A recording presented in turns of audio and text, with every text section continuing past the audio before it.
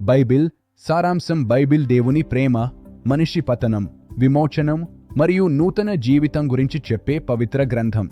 ఇది దేవుడు మనిషిని సృష్టించిన విధానంతో మొదలై మనిషి దేవుని నుంచి దూరమయ్యే కథను, ఆ తరువాత దేవుడు మనిషిని తిరిగి తన దగ్గరకు తీసుకొచ్చే యోచనను వివరిస్తుంది. పాత నిబంధనలో దేవుడు ప్రపంచాన్ని సృష్టించడం, ఆదాము హవ్వల పాపం, నోహా, అబ్రాహాము, మోషే, దావీదు వంటి వారితో దేవుడు చేసిన నిబంధనలు వివరించబడ్డాయి. దేవుడు ఇశ్రాయేలు ప్రజలను ప్రేమించి వారికి ధర్మశాస్త్రం ఇచ్చి నీతిగా జీవించమని బోధించాడు. అయినా మనిషి మళ్లీ తప్పుదారి పట్టాడు.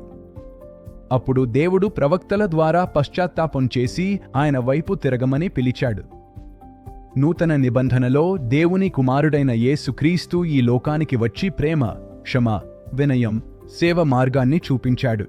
ఆయన మన పాపాల కోసం శిలువపై తన ప్రాణమిచ్చి మృతులలో నుండి లేచి మనకు రక్షణ మార్గం తెరిచాడు. యేసు జీవితం ద్వారా దేవుడు మనతో సంబంధం కావాలనుకుంటున్నాడని బైబిల్ తెలియజేస్తుంది.